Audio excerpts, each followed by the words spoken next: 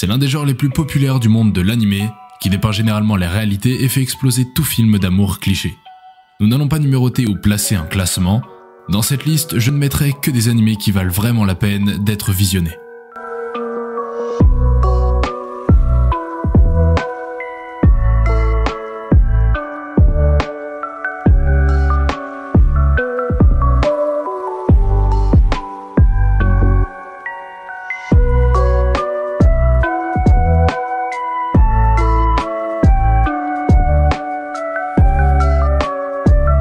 Numéro 10, je veux manger ton pancréas.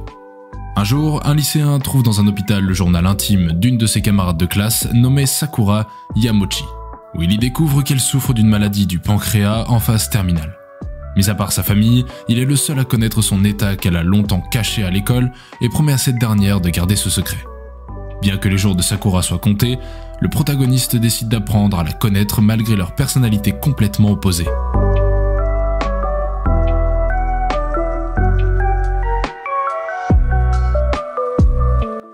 Numéro 9, The Pet Girl of Sakurazu. Kanda Sorata est un lycéen de 16 ans qui vit à Sakuratsu, un dortoir réservé à certains élèves de la section art du lycée Tsuhime. Un jour, China Machiro, une très belle et talentueuse jeune fille qui est secrètement mangaka, arrive à Sakuratsu. Au premier abord, elle paraît comme une lycéenne tout à fait normale, sauf qu'elle se révèle être incapable de prendre soin d'elle-même. Elle ne sait pas cuisiner ni ranger sa chambre et elle montre des difficultés dans les tâches quotidiennes. Très vite, elle va devenir dépendante de Sorata, qui la considère comme sa petite sœur. De ce fait, le jeune lycéen va tout mettre en œuvre pour aider Machiro dans ses tâches quotidiennes. C'est ainsi que débute la relation peu ordinaire entre un maître et son animal de compagnie.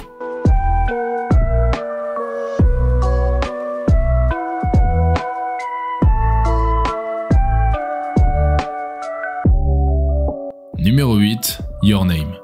Mitsuha, une étudiante du Japon rural, et Taki, un étudiant de Tokyo, rêvent chacun, sans se connaître, de la vie de l'autre. Un matin, ils se réveillent dans la peau de l'autre, autre sexe, autre famille, autre maison, autre paysage.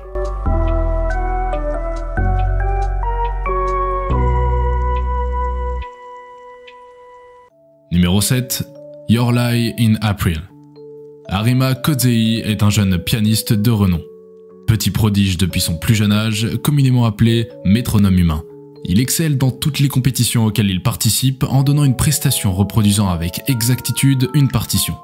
Cependant, sa mère, qui est à la fois pianiste et son professeur, décède subitement des suites d'une grave maladie dont les causes sont inconnues, et Kozei rate un concours qui aurait pu le conduire à jouer du piano à l'international. Il abandonne de ce fait le piano et tout son passé. 2 ans plus tard, Kozei rentre en dernière année du collège et en fait la connaissance de Kaori Miyazono, une violoniste du même âge que lui et qui est dans la même classe que sa voisine et sa sœur de cœur, Tsubaki, dont il va tomber immédiatement amoureux.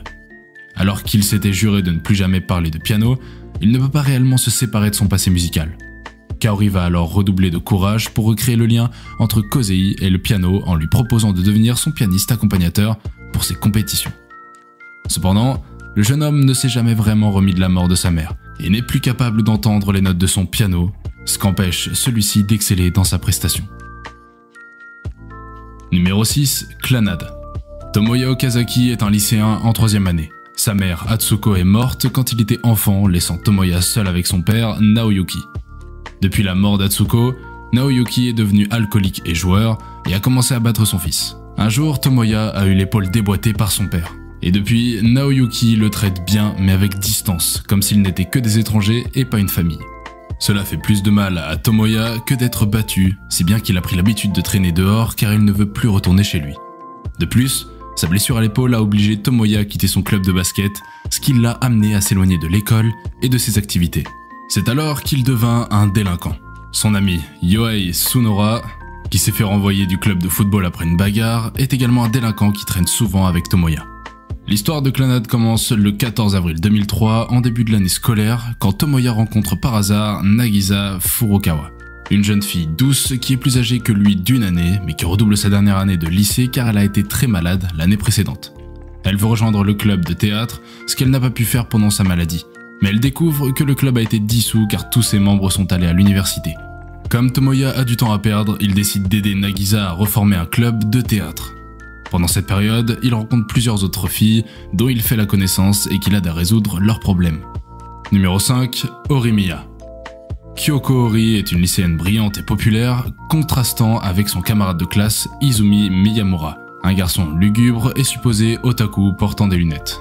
En dehors de l'école, Ori est une casanière qui s'habille simplement et s'occupe de la maison et de son jeune frère Sota. Un jour, lorsque Sota est rentré chez lui blessé, il a été aidé par un inconnu aux multiples piercings. Cette personne se révèle être Miyamura. Tout en étant surprise par le fait qu'il est une personne différente à l'école, Ori est bouleversée quand Miyamura a vu sa véritable apparence à la maison, mais les deux acceptent de garder leur vraie personnalité secrète de leurs camarades de classe.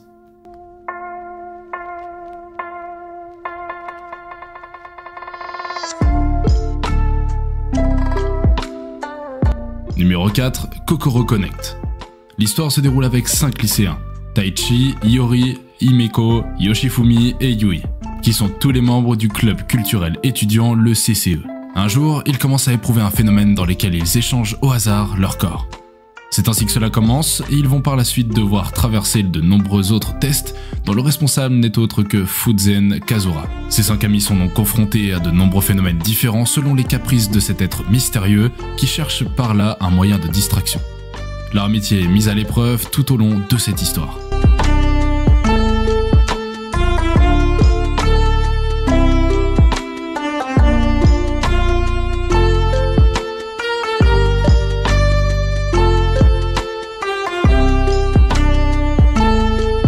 Numéro 3, My Teen Romantic Comedy. Peu social, Ikigaya est un adolescent n'ayant jamais eu d'amis et portant un regard relativement négatif sur les autres lycéens.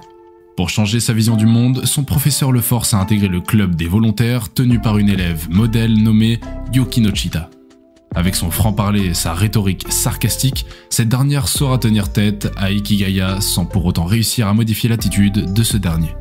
Malgré leurs avis divergents, ils essaieront ensemble de répondre aux attentes de leurs camarades qui n'hésiteront pas à leur demander de l'aide pour divers problèmes.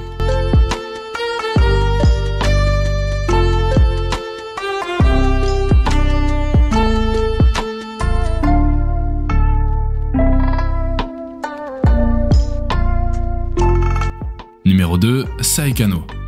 Un beau jour, Tomoyaki, un lycéen otaku, croise une magnifique fille en ville. Cette rencontre lui donne envie de créer son propre jeu de drague appelé Galg, où l'héroïne principale serait une fille ressemblant beaucoup à celle rencontrée en ville. Tomoya persuade quelques amis au caractère assez spéciaux de l'aider comme Erizi Spencer Sawamura, membre d'un club d'art, ou Uta Kazumigaoka, la plus intelligente des élèves de l'école. Entre-temps, Tomoya découvre que cette sublime mystérieuse fille n'est autre que Megumi Kato, une camarade de classe qu'il trouve banale et au caractère ennuyeux.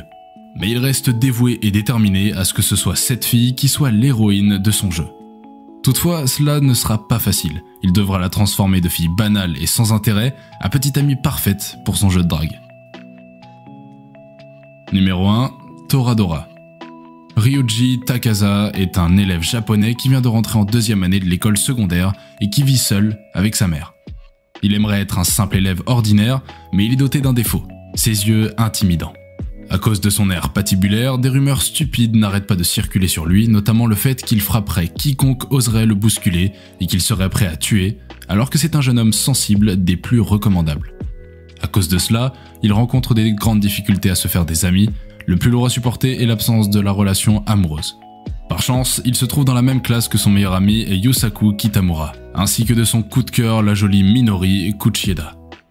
Joie de courte durée puisqu'il va littéralement tomber sur la tsundere locale, Taiga Aisaka, surnommé le tigre de poche à cause de sa petite taille et de son agressivité. Il va notamment découvrir que Taiga est amoureuse de son meilleur ami Yusaku. C'est alors le début d'une relation sulfureuse entre ces deux-là, entre cette tsundere qui profitera de lui et en fera son homme de ménage et accessoirement un punching ball, mais qui le garde près de lui afin de se rapprocher de Kitamura, tandis que Ryuji espère faire de même avec l'énergique et non moins étrange Kuchieda.